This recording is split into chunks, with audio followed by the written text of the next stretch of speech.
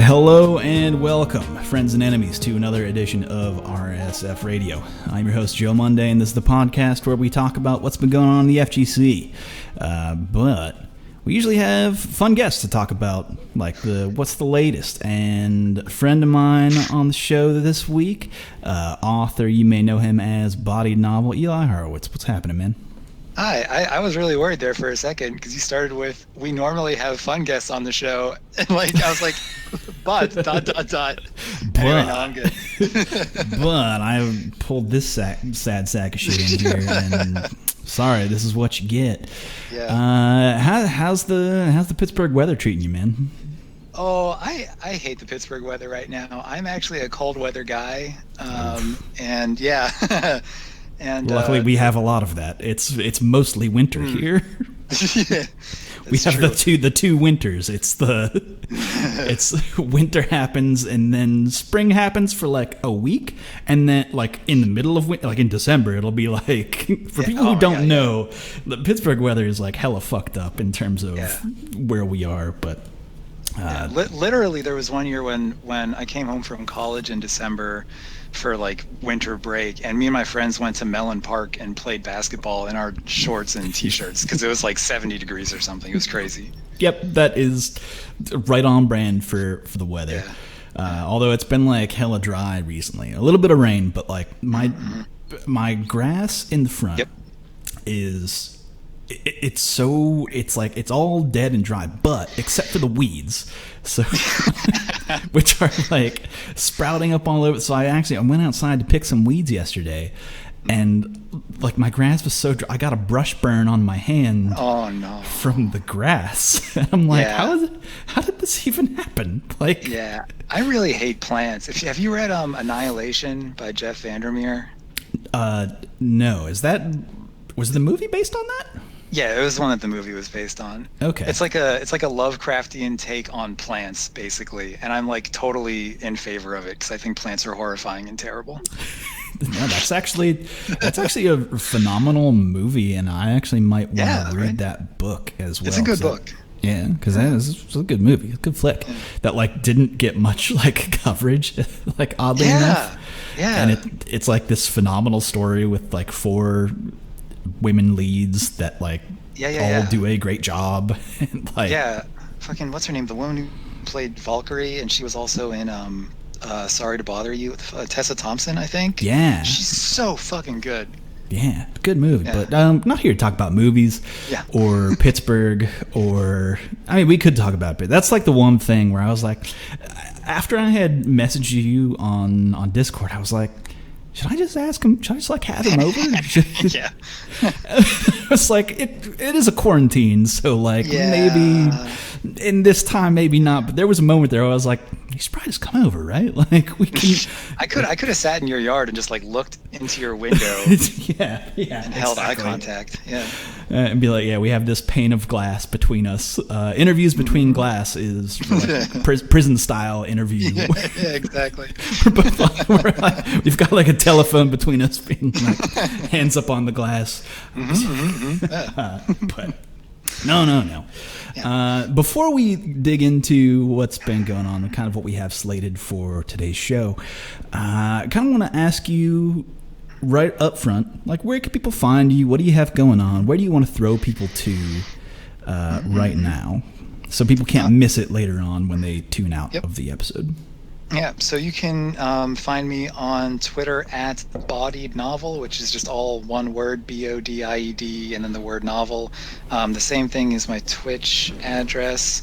I don't stream super a lot on Twitch, but every now and again I will. I did a little like commentary series on some anime a while ago. I did a short stream when the Black Lives Matter protests were about a week old, about burnout among activists, for some of the people on my feed who are feeling that way. And I'm going to do like readings and stuff. So like it's an occasional thing. And then my official writer's website, which shout outs to Gabe, I don't know how to pronounce his last name, Arteaga, from Top Tier, who helped me build my website, is just my name, elihorowitz.com. So that's where I'm at. Awesome. That's some good stuff. But let's talk about the one thing that you have coming up. I actually don't know when the date of this is going to be, but you've authored a book. Let's call it bodied novel, yeah, as it were, which I can't imagine. So there's probably some. Let me ask you this: is there regret in making that your Twitter account? How did you know? Yeah, so the reason I made a Twitter account in the first place is that I was starting to apply to agencies to be represented to the 5 major publication houses, which is how you have to do it. And a number of the agencies said, we really want you to like have a social media presence already. So I was like, oh, well, I'll just register a Twitter for my book. And I will call it, how people will do like annihilationmovie.com or something like that. I was like, well, I'll just use the same format, bodied novel. And yeah, so now my nickname in the community is synonymous with "you suck at video games," which is delightful. So there's a little bit of regret. It's rather fun, but at the same time, it is kind of good advertising. I'll say that much. Regardless, and it's not inaccurate either. Like if I was really so, yeah. Also, somewhat true, unfortunately. Yeah. But could you tell us about the book, or what details are you willing to divulge on this show so far? I have many details that I'm willing to divulge. Okay. So the book is. Sort of like I attempted to make it a literary take on a coming of age story set in the FGC. So the premise is that there's a young woman, she's 20 when the book starts out, in a fictionalized version of the FGC in New York. So I made up a different arcade. It's not set at Next Level or anything like that. None of the people are the same. Like there's no real life FGC people in the book.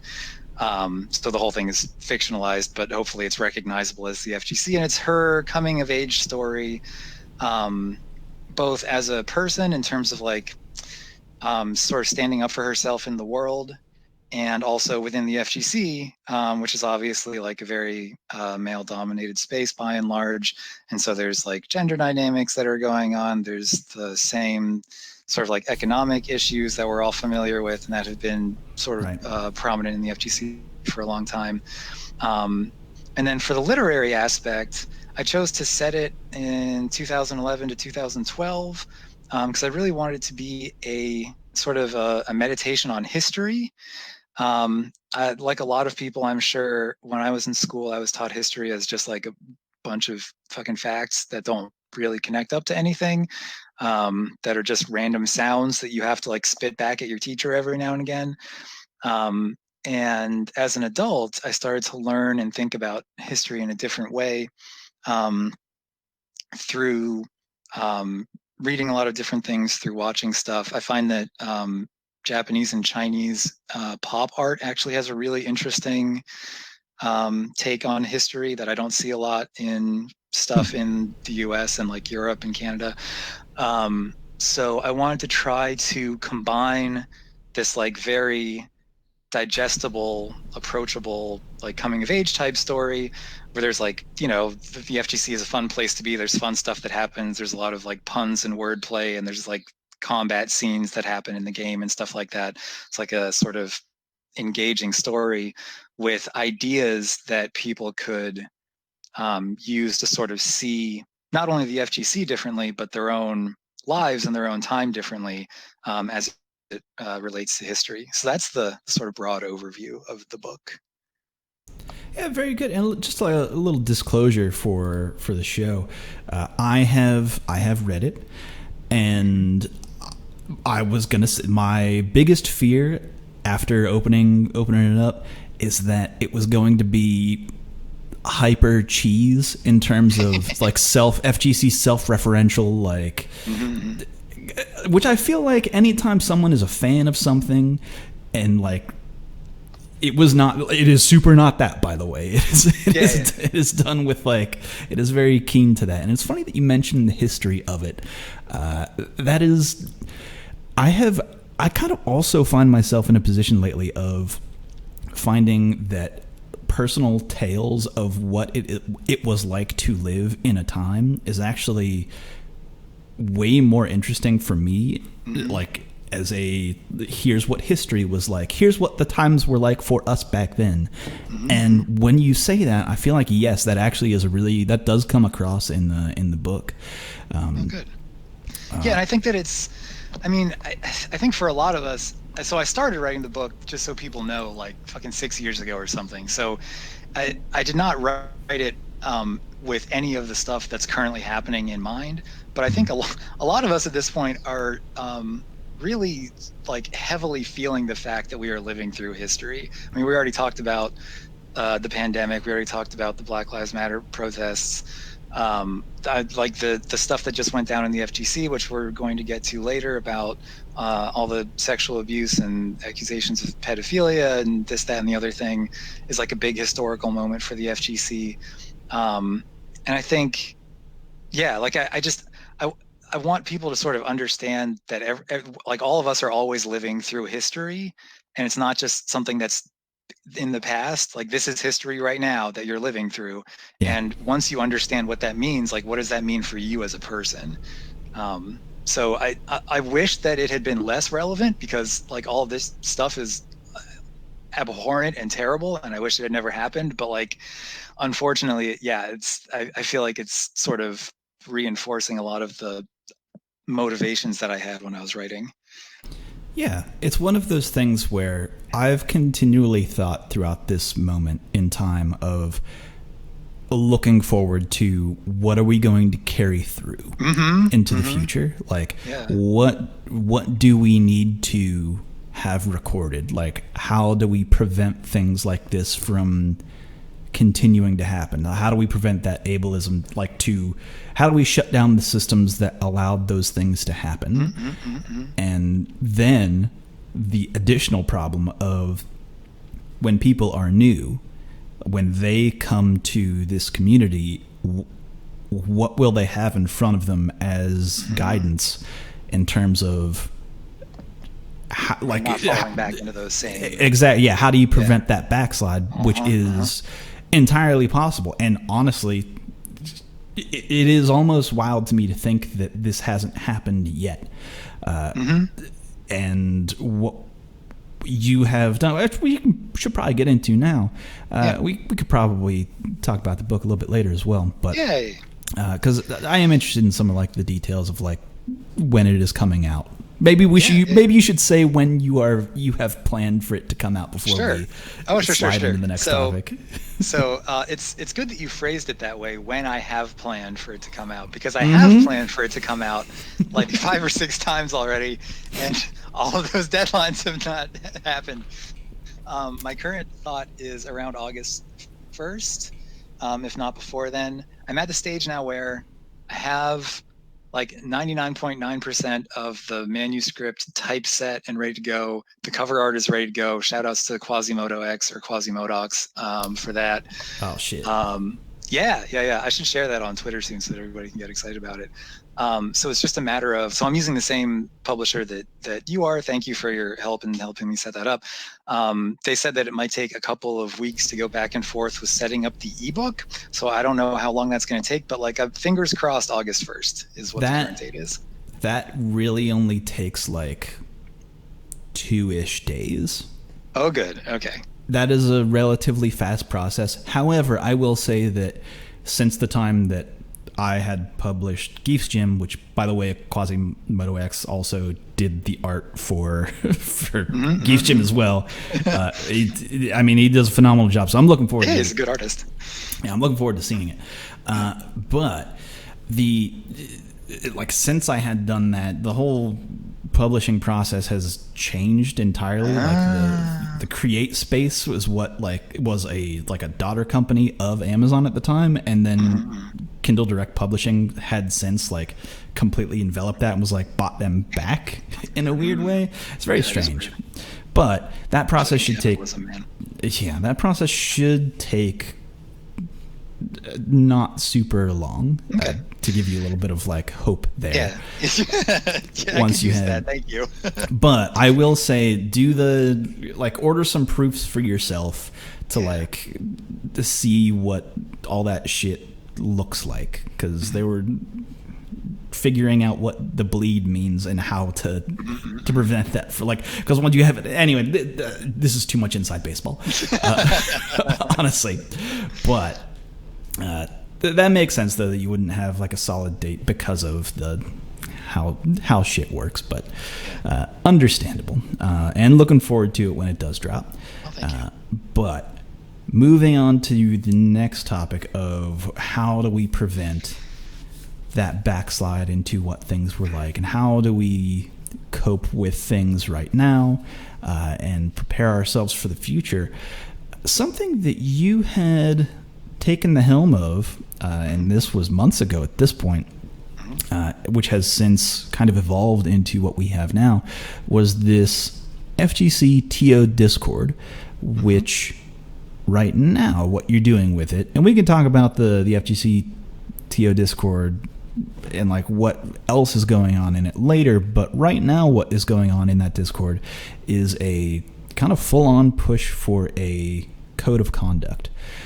So could you tell us like who's involved with the code of conduct, what it means, and kind of how it came about at all? Any details on that? Yeah, sure. So I can't share everybody, not just because we're still debating internally like how we want to handle disclosure of people who are in there, but also because there are like 700 people or something. So if I tried to list all of them, that would be very bad. But, fair. Yeah. What I will say is I've seen a couple of people, I think, talking about it in public, and I think probably they wouldn't mind me mentioning them. So Ultra David, for one, is in there. He has been helping us to draft the language of the actual code document itself. At this point, I should probably say that a code of conduct is not like a legal code. It's not like, this is one of the things that I learned the hard way. When this whole thing started, I thought a code of conduct was a full legal code where it was like, subsection A, part 7, code green, don't touch someone's shoulder or something like that. But no, code of conduct is a very broad, almost sort of philosophical or ideological statement of like what general types of actions are not allowed. And in fact, anybody who wants to know what a code of conduct looks like doesn't have to wait for ours to come out. All of the Pro Tours have their own codes of conduct. So for example, if you just go to the Capcom Pro Tour page and look up their rules page is very long, but there's a code of conduct section on the rules page that's only about 530 words long, to give you a sense of like, again, it's really very short.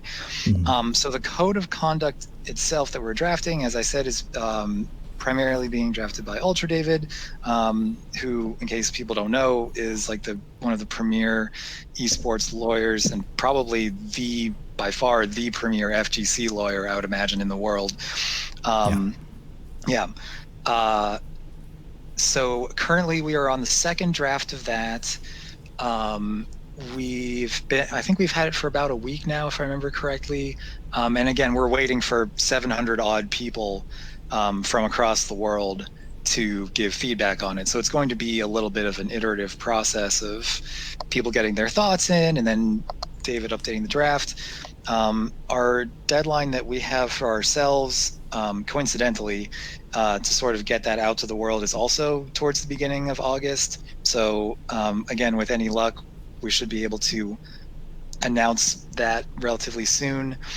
But the other thing that we are doing is, in addition to writing that code, which again is just like a short document, I think the main work that's going to come out of what we're doing right now is to create basically almost like a government of sorts of TOs, where people can have this global system of saying, okay, what can we do as TOs speaking of the idea of, you know, preventing backsliding, what can we do as TOs to actively make the scene better? What are some measures that we can take to design our events in such a way that not only are they safe to go to, not only do we have like a known list of offenders who have been demonstrated to cross the line in ways the community cannot abide by,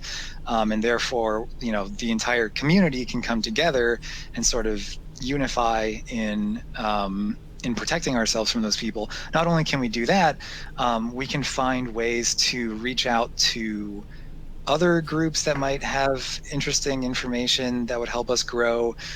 We can, again, design our event spaces. We can design our our community spaces as well in such a way as to be more like actively inclusive and respectful of people.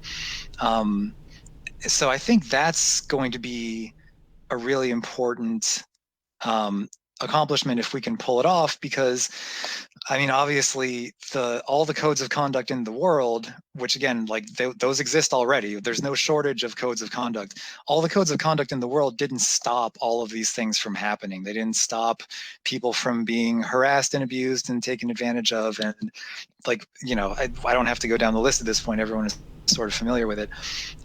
The only way to stop that stuff is to come together as a community and find some way that we can agree upon to take action, both like retroactively in terms of addressing offenders, and also proactively in terms of you know, preventing people from doing that stuff in the first place by like educating them better, by designing our event spaces better, all that stuff that we're talking about. So again, we've got 700 odd people in here. There's people from all around the United States, Canada, South America, a bunch of different countries in Europe, Japan, Korea, I'm pretty sure is in there somewhere, Australia, New Zealand. So we're trying to get as many people as we possibly can. I don't know off the top of my head how many like major TOs there are, but there are at least 3 that I can recall. I also don't personally quite fully understand what the difference is between like a quote unquote major TO and maybe some other TOs, but that's beside the point. That is like completely arbitrary, honestly. Yeah, right. Like... Yeah. And we're always, you know, working on bringing more people in. So like we're trying to make it as fully representative of the TOs as we possibly humanly can. No, yeah, I think that what has been done so far is phenomenal. And I think if people would listen back, I can't remember how many episodes ago this was, but when the Icy Glaceon was on this show, she spoke directly about the code of conduct for Michigan Masters, which has since gone under, but at the same time, they had a phenomenal like route of way that things that can be reported and what is going on with the FGC TO Discord is that this is kind of a place where things can be reported. This is like it's kind of like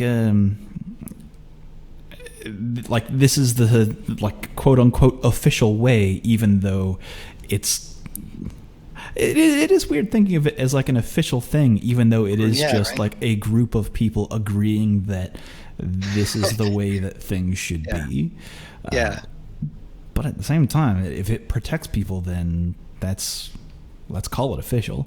But I understand that you have to, I mean, I get it that we can't like name names of who is all on it and who's involved because, again, it is a huge network of people and it is public, so like anyone can get in on this is kind of the other thing about it.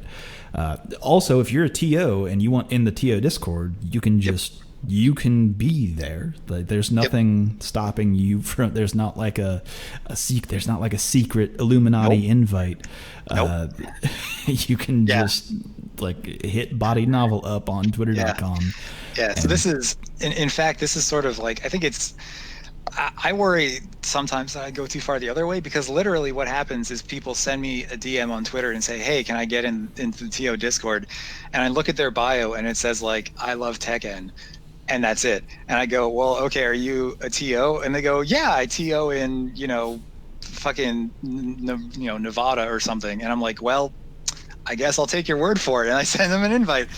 So yeah, I have not only, is there no like secret to how to get in there, you probably people have just straight up lied to my face and are in there already. So there's really no, what's the name? The barrier to entry at the moment. Yeah.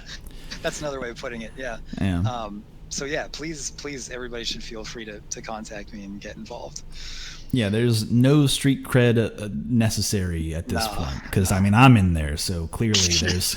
Yeah. You'll allow any motherfucker in on this one. No, but like it. By doing it that way, though, is that I still feel though as if the entirety of the community is. At least right now we like to think it's like kind of Twitter based, or like there is like a central, but there really is no like central hub. There are so many small communities that don't really get like national or even global recognition, that are out there putting in the work. And there are TOs who just have like maybe 23 followers who are just like, I do a Tekken sometimes, and like you are under the umbrella of if that describes you, the listener, you are under that umbrella of someone whose opinion matters in the instance of building a code of conduct and being a part of the community. So it's all, it is all reaching. It is non-discriminatory in that sense. So I should, real quick before I get into the background a little bit, I should also add, even though the group so far is within a margin of error, 100% composed of TOs, and they're going to be the ones who are working on this stuff, we are going to, except for Ultra David, who's not a TO, but we needed a lawyer because otherwise we would get our asses sued off. We are going to like actively solicit feedback from like broadcasters and streamers and players and even like team owners, event space owners. If we can convince Capcom and all the rest of the devs to talk to us, we'll talk to them too. So there will be, like in a broad sense, there will be feedback from as many different areas of the community as possible. But yeah, in terms of the like directly sort of having a hand in it, like we welcome all TOs, big and small. And in fact, that was, to get into a little bit of the background of the Discord, that's sort of what the Discord was originally created for. One of the things that I don't know if we've touched on it yet, but if we did so briefly, is also that I write for toptier.gg, which you've had. We have not talked about that. Oh, yeah. Well, there you go. Surprise, everybody. I write for toptier.gg, which you've had on the show before. Eli Horowitz, truly the unsung hero of the FGC. That's going to be the fucking joke for the rest of my life, I swear to God. It's fine, though. Actually, could I write a guest? Hold on. Maybe we'll talk about this later. But maybe I'll write like a guest. I'll write in. I'll talk to Choi about that one. So right, he's been on the show before. He and again Gabe. Oh, so I did mention this earlier. Gabe Arteaga or Arteaga, however he pronounces it. To my knowledge, those two are like the founders of Top Tier, and Choi Sauce is kind of the main editorial guy, and Gabe is like the tech guy. So I write for them. One of the series that I do for them is this Unsung Heroes of the FGC thing, where we try to highlight people who are not top players, but who, contribute something to the community. Many of whom are TOs, but we've also done like content creators and cosplayers and various other types of individuals. So the Discord actually came out of that. It was when I was talking to our mutual friend Nogaremi, for that series. He was saying that he, as a small tournament organizer at, what was it, Rochester? It was, felt as though he was sort of having to reinvent the wheel all the time because there was just no, as you were saying, there's no centralized source of information for TOs. There's no central, like, where do I go to find other TOs that I can talk to about stuff? Right. So I said to him in the middle of our interview, and you can go look this up. We posted the whole audio interview. It's the only audio interview that we've ever done on the website. I said to him, yeah, someone should really do that. Thinking that he would be like, that's a good idea, I will. And instead he did the obvious thing, which was, that's a good idea, you should. And I was like, fuck. So it was his idea, and I was trying to be lazy and pretend like he didn't say it. So I sort of like put it to the side. And then Choi Sauce, about 2 months after that, it's like at the end of October, was like, hey, in our internal top tier Discord, was like, hey, Eli, did you ever get around to making that TO Discord that No Grammys was talking about? And I was like, fuck, no, I didn't, but I guess I will now. So yeah, originally the Discord was created on almost the last day of October of last year of 2019.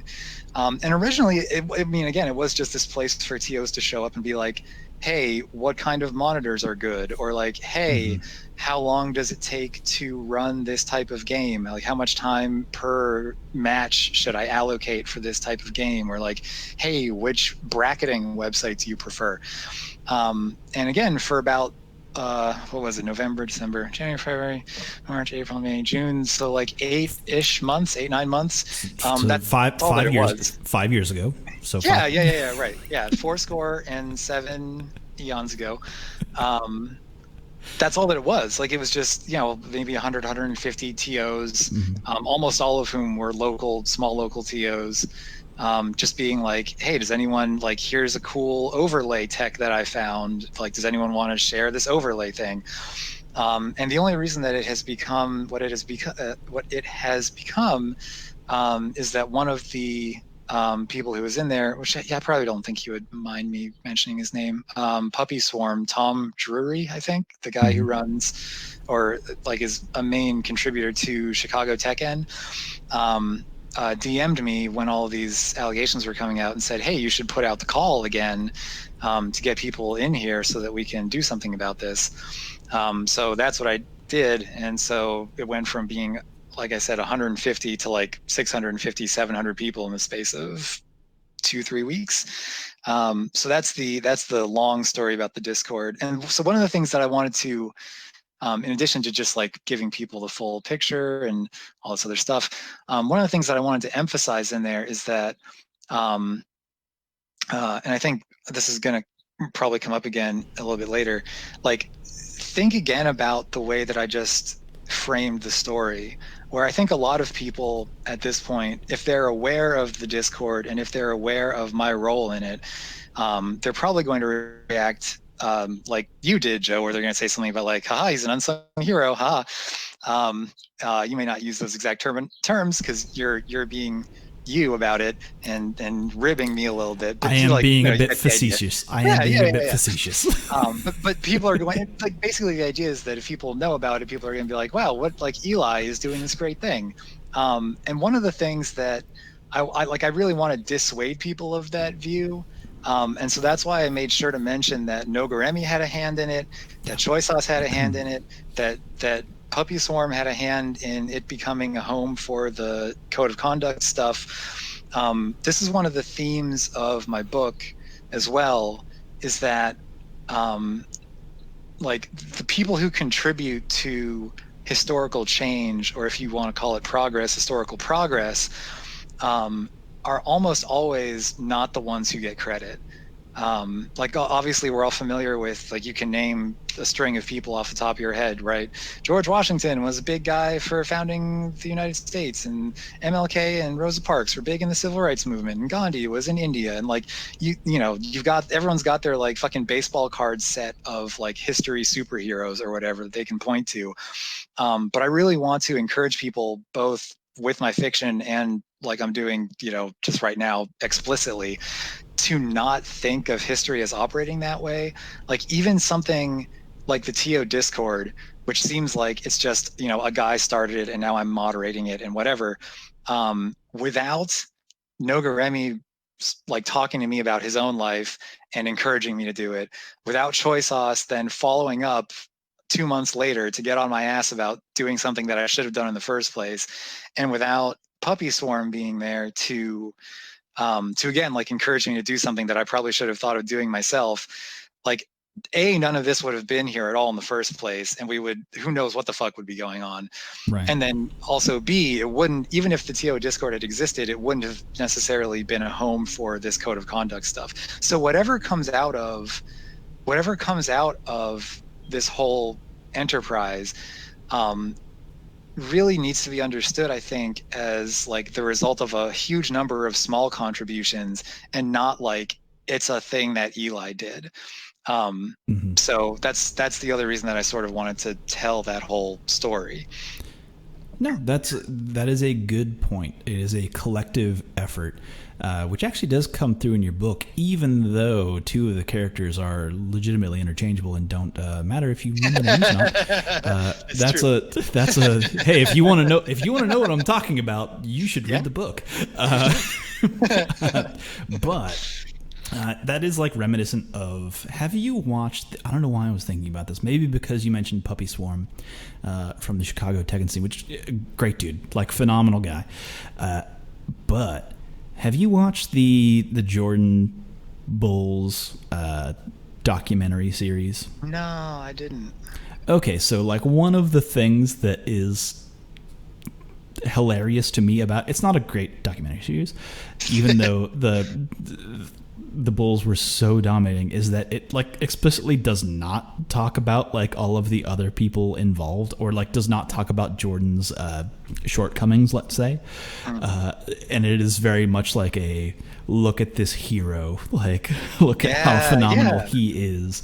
Yeah. Whereas like there were so many other people that they could have talked to and gotten their inputs on that like just didn't, like straight up didn't happen. But like not the case in this situation. But I'm glad that you pitched it that way. Nogrami's a great dude. Choi Sauce, great dude. Like all of these people who are involved are people who are important in moving the community forward, even though they are quote unquote unsung heroes of the FTC.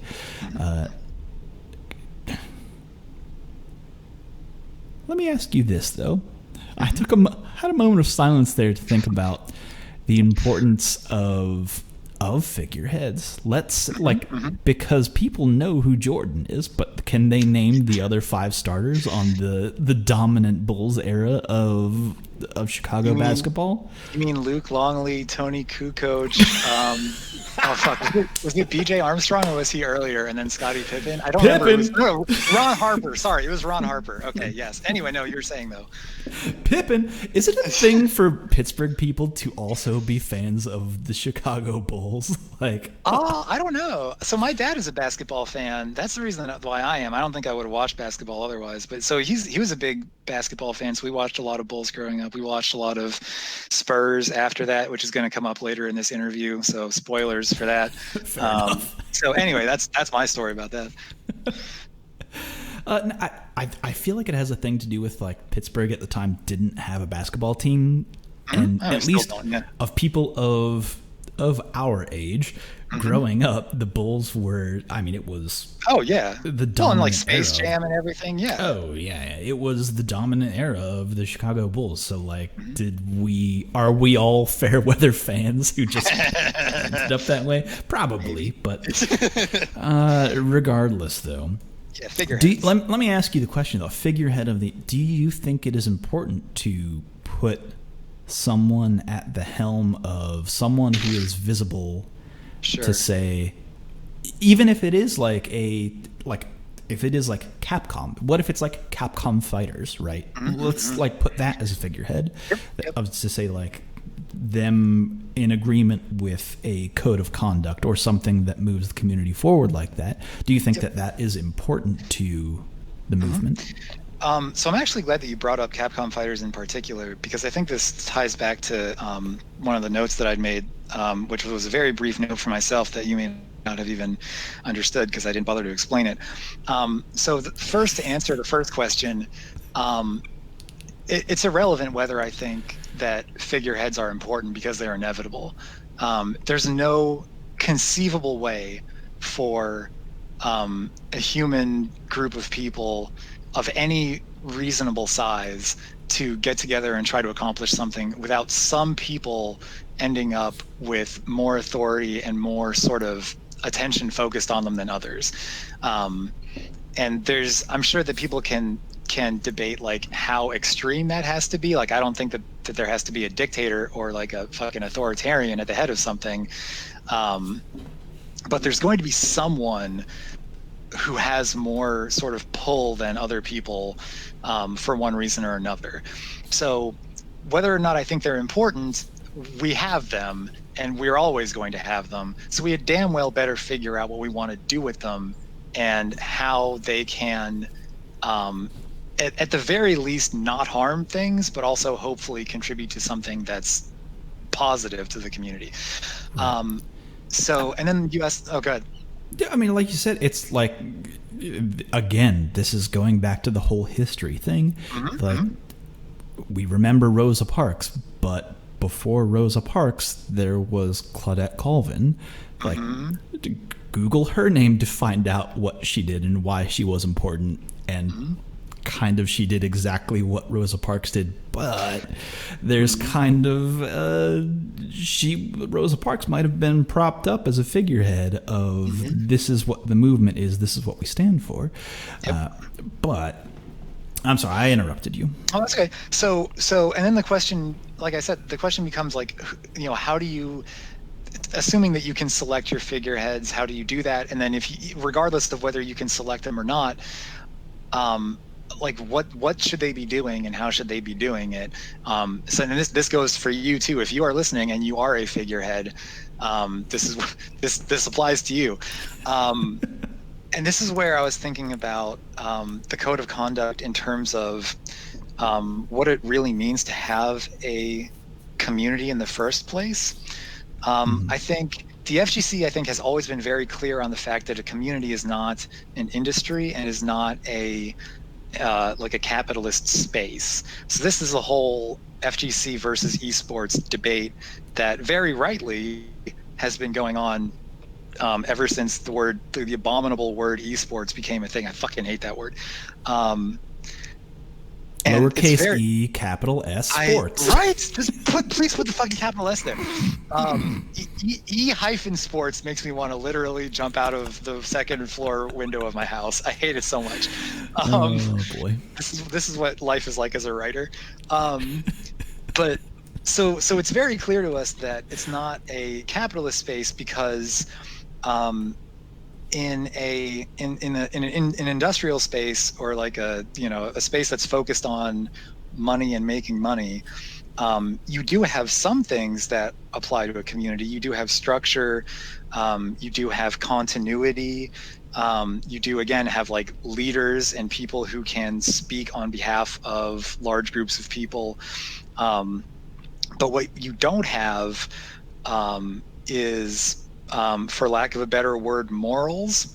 So here's my bias. I'm not a huge fan of a lot of capitalist enterprises. I'm not necessarily a huge fan of capitalism as a system. Just to get that all out there, if that upsets people, sorry, my DMs are open.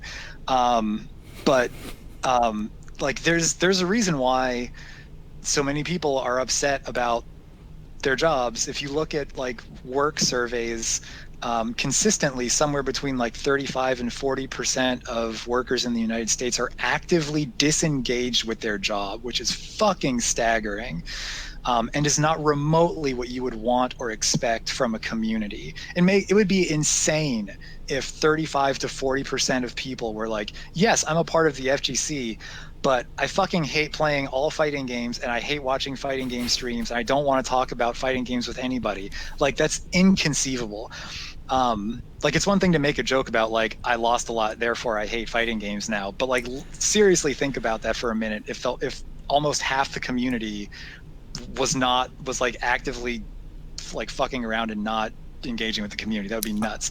I don't know. I'm pretty sure I say I fucking hate this game every pre-tournament stream, so that's just, that one's on me. Yeah. But honestly, that's my fault. But right. But then the other thing is, a community is also not just a group of friends who are hanging out. And I think that this is where we are at right now, both within the like code of conduct stuff in particular, and also in the community more broadly, is that I think a lot of people want the FGC to just be as though it were a bunch of friends hanging out. And if it's a bunch of friends hanging out, there's no, there is no code of conduct really. Like, you're friends, you just sort of like work it out and you figure it out on your own. There are no figureheads. Like if you have figureheads in your friend group, that's disturbing. And I think that that's weird. There are no like authority figures, right? Like there are no people to come in and say, hey, you said this word or that word, or you did this thing or that thing, we're kicking you out. It's either just, people hang out with you or they don't. And the standards of behavior, therefore, in a friend group are very different from what they are in a community for good reason. And so I think that the one of the main most important things that a figurehead in a community can do is to really be a good role model in terms of walking that line between like, no, we're not a friend group. We do have to have some level of like real standards of how we treat each other. And we have to recognize that there are going to be people in here who we can't be friends with, but we still have to treat them with a certain base level of respect on the one hand. And then on the other hand, saying also we're not an industry space and we do have to allow ourselves to pursue things that are not profitable. We do have to like allow ourselves to have fun and to do things that might be like slightly risque if a corporation did them. That to me is one of the main, like striking that balance is one of the things that I really want to see figureheads in this community do. And I think there are a lot of people who are already doing that. I'm not saying that that's like a mass failure or anything like that on the part of the community.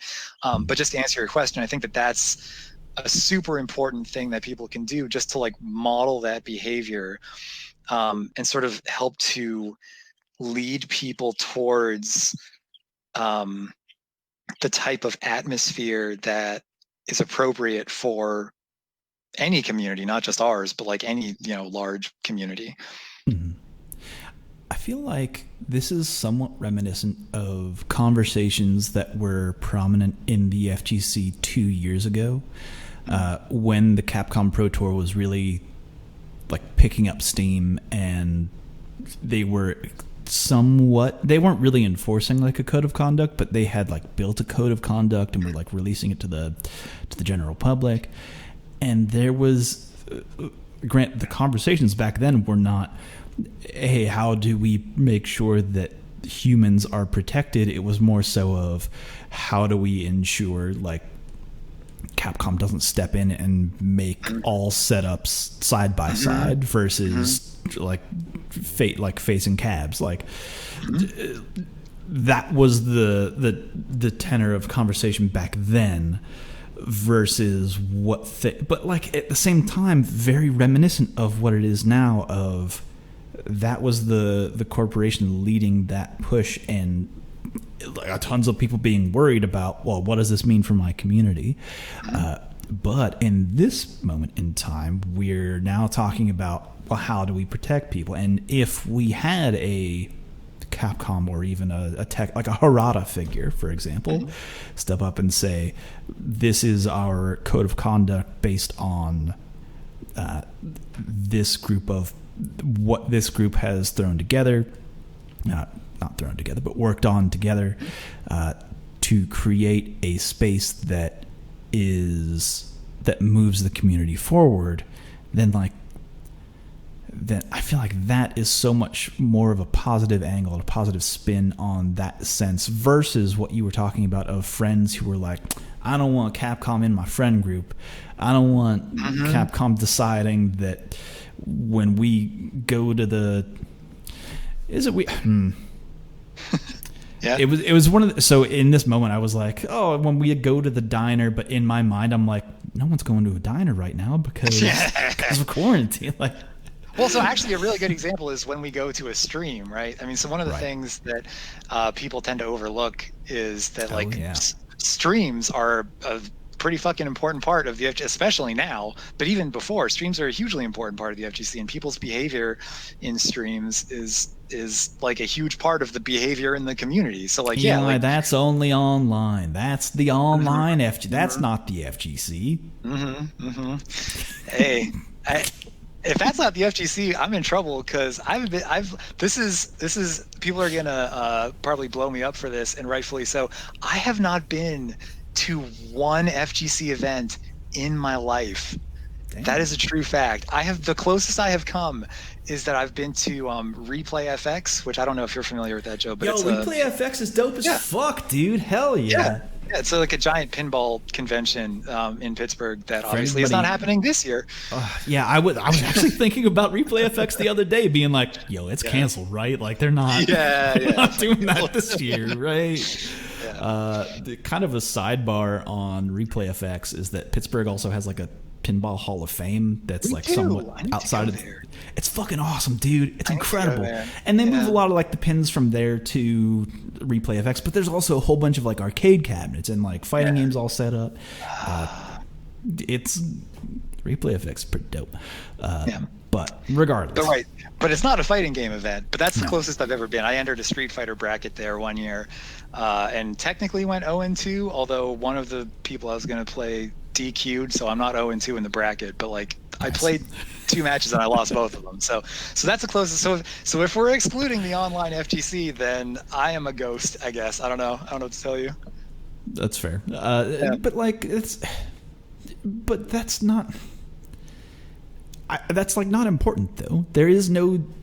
Oh no! I've been trying to make this like a point on this show a number of times, and like how because like being the head moderator of our Street Fighter, there is a lot of people who are just online. Like I have to deal with those people, and like knowing that there is a subset of people who seek to undermine the community in a way that makes it not as friendly to certain groups of people.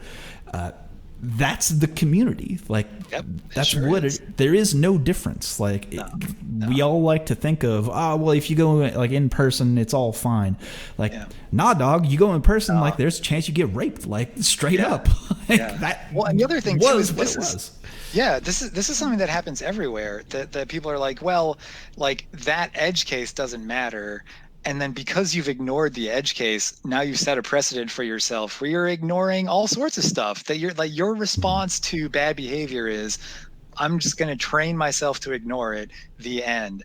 And like, this is one of the other things that I do in the book is I try my best to like make a extended analogy between what people do in fighting games and what they do socially. One of the ways that Maya, the main character, learns to grow as a person in her relationships is by sort of applying fighting game concepts to conversation. And like, this is really like, think about if you trained yourself when you were in a fighting game to like, if someone wakes up with a DP or something and you get hit by it, to be like, oh, that was lucky, they're not going to do it again. Like, there's a pretty good chance that you're going to get hit with the next one and the next one and then a wake up super. Like, you cannot do that. You cannot set those bad habits for yourself, even though it's a quote unquote edge case. And even though it's something that quote unquote like shouldn't happen or quote unquote shouldn't matter. Like, think of that. Like, it blows my mind that people will be so serious about the games that we play in the fighting game community and have like 1% of that amount of seriousness with the actual fucking community itself. You have to, like, if you are that serious and you understand the importance of good habits and like doing the small things and all that other stuff, if you understand all that in the game, please, for the love of God, understand that that applies to real life too. I remember that chapter in Daigo's book, The Will to Keep Winning, where it's ignore when your opponent does a good thing and just dismiss that entirely. Mm-hmm. I remember that chapter. Right, that was like, a good one. Yeah. Crazy to me that people will do that. Anyway, where do we leave off? I got on. No. That's a very. I mean, that's a good. That was a good bit in the book, by the way. But to the credit though of the people who are Yeah, man, I'm fucking lost. I don't know where we left off. That was a fucking sidebar to end all sidebars. So I'm just gonna hard turn into the next transition. Record scratch. Yeah. You've got your soundboard. Where's the record scratch? Oh fuck, I don't have. Come on, you have a whole soundboard and no records. Come on, man. I've got 2 whole panels of a soundboard and no record scratch. Let me write down. Hold the pen out. Record scratch. Hold on. Record. I gotta write it down. Hold on. No, record scratch. Okay, I'm gonna add that one. Any other requests for the soundboard while I'm at it? I've got the pen out. I'm ready to go. That's not so much of a request as it is a demand, but I'll think about requests for later. Okay, fair enough. Yeah. All right. Regardless, with that though, we are kind of coming up on the hour. So, is there any closing thoughts before we move into the final segment of the show? Just real quick. I wanted to one of the things that someone asked me on Twitter when I was talking about the TO Discord is I'm not a TO, but I want to do something. How can I help? And I thought that was a really interesting question and a really valuable one, because TOs are like, whoever ends up trying to make something better is going to need help. I mean, again, this is something that I brought up earlier in the show. It's not just me in the TO Discord. It was people who pushed me to make it. All of the people in there are the ones who are doing the real work. We all need people to actually help us out to accomplish the things that we want to accomplish. So I had some ideas. I didn't know if you had thought of any yourself or you wanted to add any, but the ones that I had were like apply to be a mod, either in like a forum such as our Street Fighter or some other subreddit, or in a Discord or in someone's stream. If your favorite streamer needs mods, see if they're willing to take you on. I mean, again, online spaces are like 100% just as much part of a community as offline spaces are. And one of the best ways that you can make those spaces better is by removing the people who insist on polluting them, which is by being a moderator. This is sort of a half joking answer, but like, if you know how to fix someone's netcode, please. People have been doing that for a while. There was like the Melee one that just came out recently. There was some other stuff. So like, haha, but also seriously, if you know how to fix someone's netcode, that's a way that you could contribute to the community. If you don't know what you want to do and you have a local that you go to, ask your local TO. There's an extremely good chance that individual knows ways that you can help out. So I don't know if you wanted to add anything to that list, but like just ask other people if they need stuff, basically, is a good way to start. Yeah, that's actually like, that is to me, that's the end question of, because people who are looking to get involved who might not have an idea of how they can get involved, that's the question you have to ask. You don't know what you're going to need to know.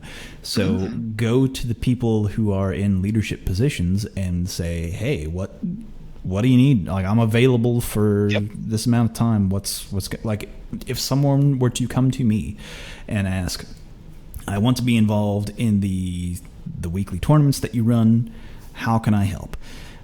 And I would have a line of questions to ask them, like what's your availability? Like, what are you up to? Like, what's going on? But I would be able to, I have the time for that person. And there are a lot of TOs who also would have the time to put you in a position of where you can help out and where your skill set can be useful. I don't have anything to add to that conversation. Like, honestly, because it is very much a case by case basis. Like, it's also, there's that too.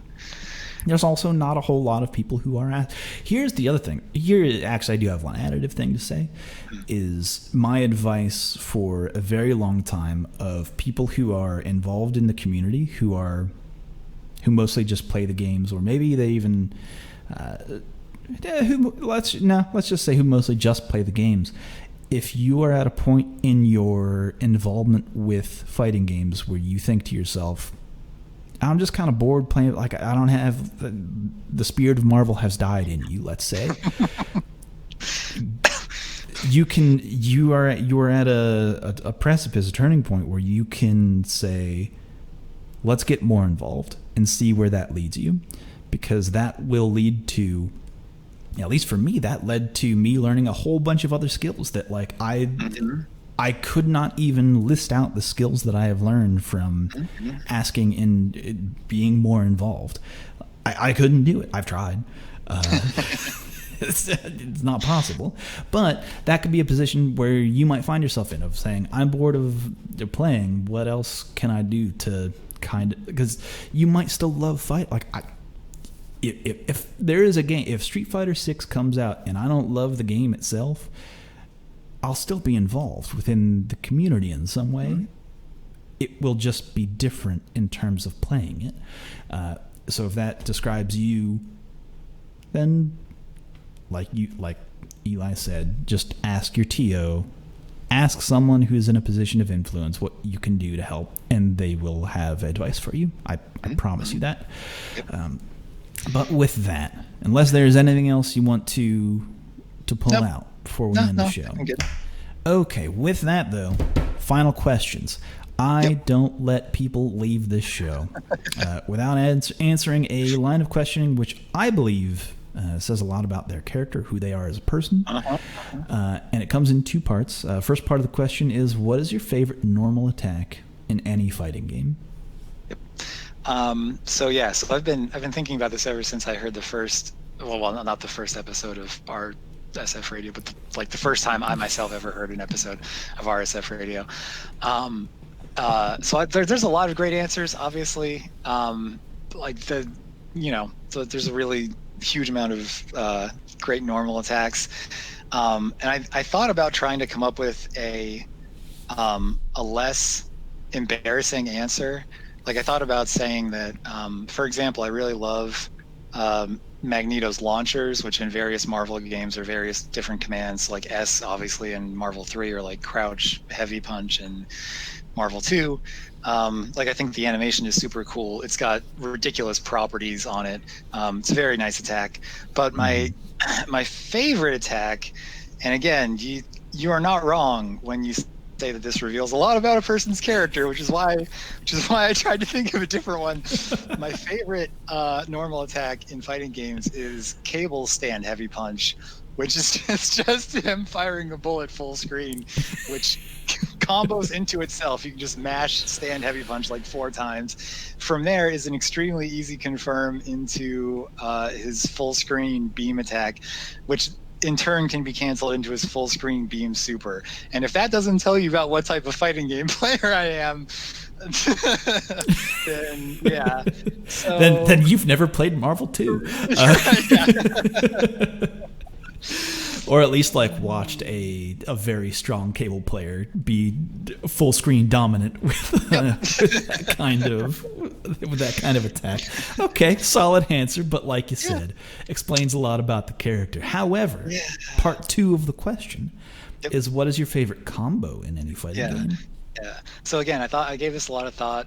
There are a lot of really great combos.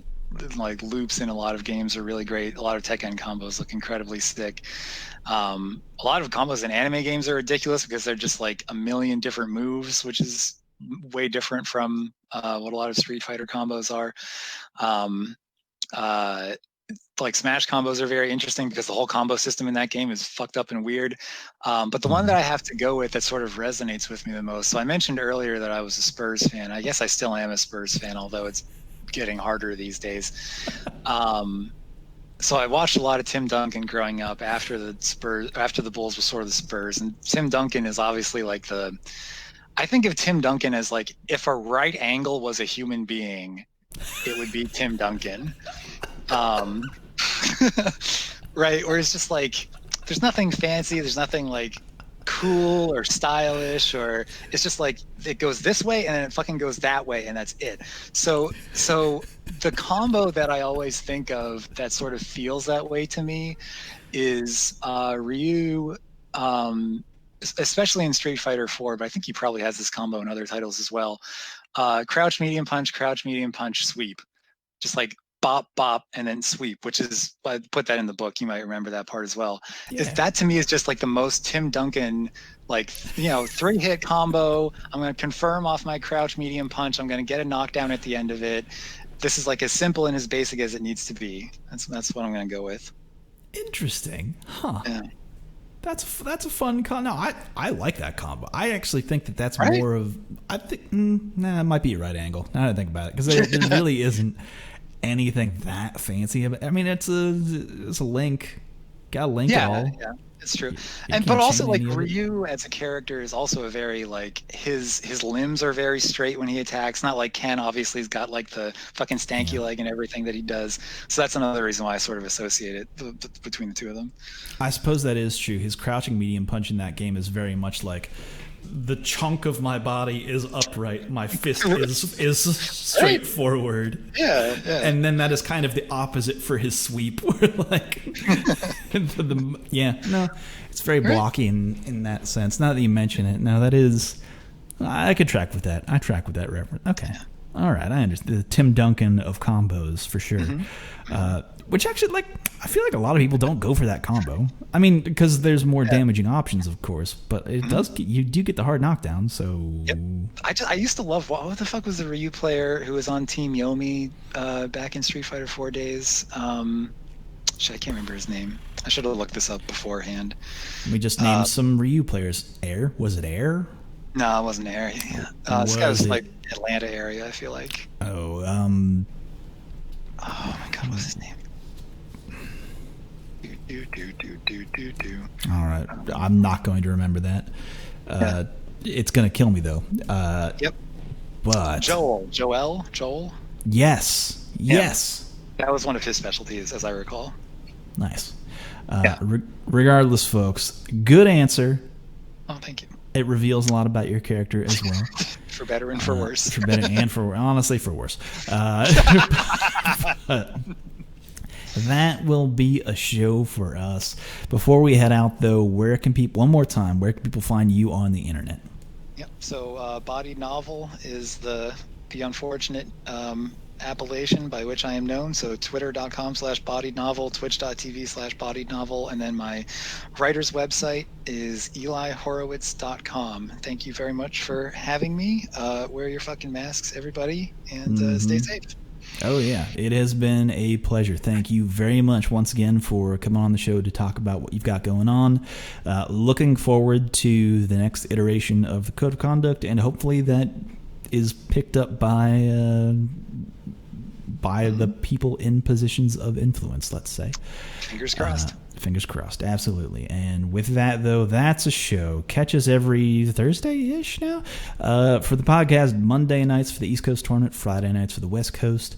But that'll do it for a show. Again, I'm Super Joe Monday on Twitter.com or at RedditSF on Twitter.com, or just head on over to our Street Fighter and see what's good. There's a lot of stuff going on over there.